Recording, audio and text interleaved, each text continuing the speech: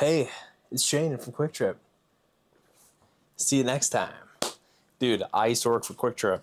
I've worn this in like 5, 6 years, found it in my closet just now. But I want to talk about commanding the stage and getting out of your comfort zone. Shout out to Kwik Trip though, dude. This was a great job. This is the job that got me out of my shell and led me to making my own fitness business Strength that we started at age 18 in the college dorm room. That's sold in all 50 states, 20 countries. Yes, I am super grateful for Kwik Trip, man. See you next time. Okay. Hey, all right, joking aside, Kwik Trip completely changed my life. And I want to talk about law number 4 of Scars to Strength. Anybody that is looking to overcome rejection, this is for you. Principle: mastery over rejection begins with mastery over yourself. The stage does not demand perfection, it demands presence. When you discipline yourself to show up authentically, the spotlight becomes fuel instead of fire. Step into the spotlight. Your authenticity is the power they cannot ignore. I talk about in this book, by the way, if you want a free copy, go to strength.com/athlete and join our community. Dude, I lived in the shadows. I was so afraid of judgment and what other people would say and think about me that I truly did live in the shadows. I was not willing to get in the limelight, definitely not getting camera involved. I had a chest condition. I would never even take my shirt off. And age 15, chest surgery, popped my sternum up with a metal bar, fixing it, changed my life. Then I overcame the fear. Dude, I was afraid of everything, and the fear of just a lack of control of things. Overcame that, started to build my physique up, putting in the right inputs. So inevitably, I came to college, and I thought, I'm going to continue to have an identity transformation. Anybody looking to, I think everybody here, sometimes we have these beliefs, they really don't serve us. They don't belong. They might not even have been your initial idea. The devil could have tried to plant and change your ideas on how you think of yourself. Other people coming in, trying to tell you who they think you are. And you just accepted these labels. So part of that, for me personally, was I was so afraid of rejection and putting myself out there, getting this job at Kwik Trip. I got it at campus, right on campus, West Ave, the busiest Kwik Trip where all the college kids came in. And I talk about it in my book here. I was so scared at first. I'm like, oh gosh, I'm really putting myself out there.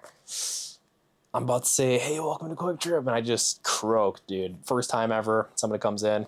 And I was afraid that somebody was going to make a big deal about how perfect I serve them. They don't care, man.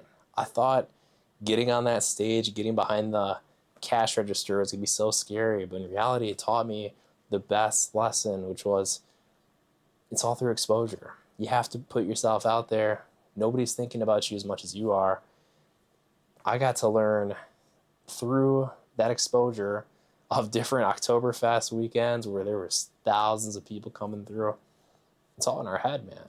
We have to be willing to accept the fact that the fear of rejection holds most people back from anything in their life that they're thinking about starting something new, whether it's starting a new business or asking somebody out on a date, pursuing a new career path or a new passion or a hobby. We're afraid that it's not going to work out. Through that exposure therapy at Kwik Trip for me, I realized really quick, dude, you just got to be yourself. Be yourself. The right people will gravitate. Stop putting so much pressure on yourself. Also in this chapter, I talk about when I started going to college parties and this dream girl. I call her Madison in the book. In the cross, everybody knew her name, confident, magnetic, the kind of girl people whispered about. I'd gotten her number outside of a party the weekend before classes started. Not a big deal on paper, but for me, it was proof I could step toward the fear instead of hiding away from it.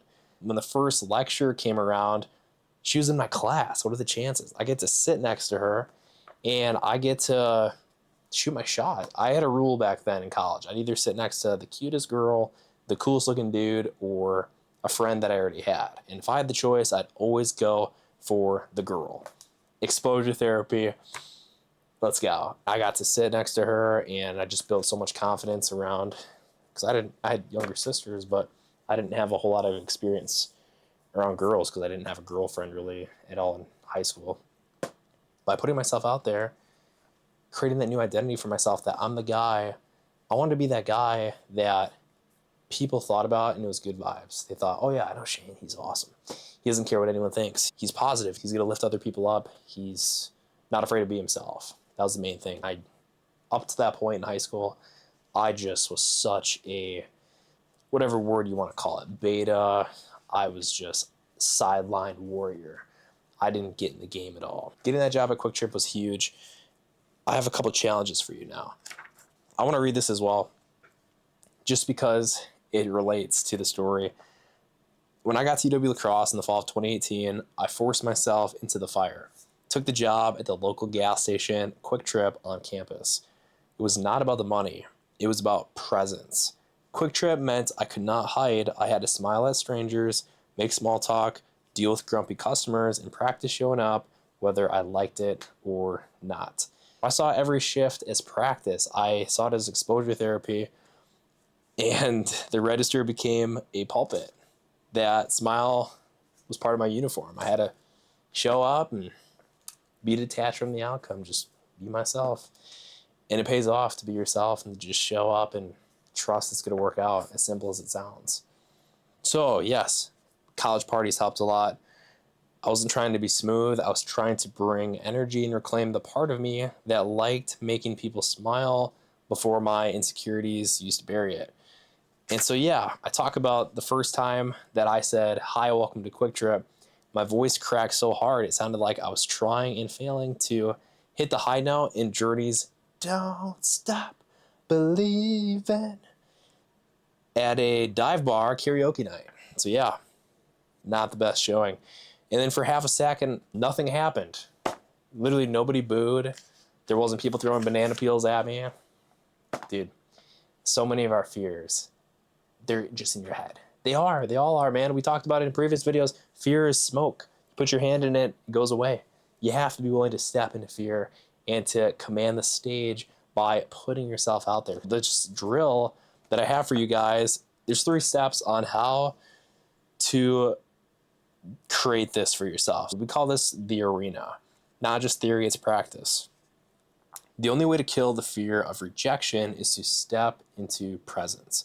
Take this one step at a time. Step number 1 is, what stage am I avoiding right now?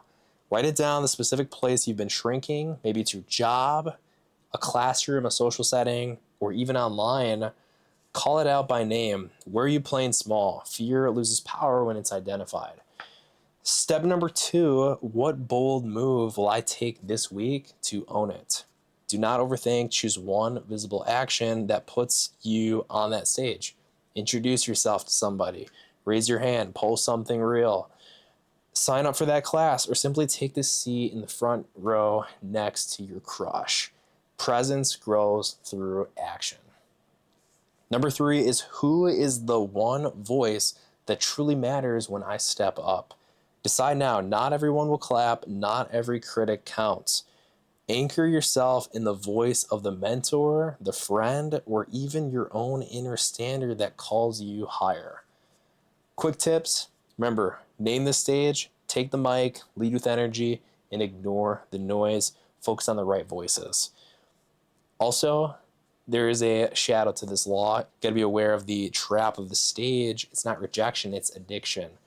Once you get that first laugh, the first nod, or first round of claps, it's easy to accidentally get addicted to the validation, which we've talked about in previous videos. We will continuously talk about being detached from the outcome once you go ahead and put yourself out there. Applause is a dangerous drug because the moment it stops, you crash. Validation feels good, but it's counterfeit gold, or counterfeit fuel. Fool's gold, right? Burns hot, then it leaves you empty. Rejection only has power if you give it power. Commanding the stage is not about perfection, it's about presence, authenticity, holding your space, and the right people will gravitate. and notice. I hope you found some value in this. Reminder, if you want to get a free copy of the book, go to strength.com/join our community, activate your athlete access, get plugged into a community of people that are all striving to command the stage in their own life, making content. Your vibe attracts your tribe. You surround yourself with an environment. You listen to these videos. You put in the homework that you're doing right now, listening to these kind of videos. It's going to pay off. Remember, nothing changes if nothing changes. If all you do is take in this information and don't apply it, it was pointless. Make sure you take action in your life, command the stage, take that leap of faith, man. Even if it doesn't work out, you tried. You don't have to live with the regret of thinking, what if I would have taken more risks? What if I would have put myself out there more? What if I could have just been myself? You just got to kill that inner dialogue, that negative energy coming from the ego, detach from it, recognize that you're not your thoughts, you're the observer of your thoughts. And if you're yourself, the right people will gravitate. All right. See you guys in the next one.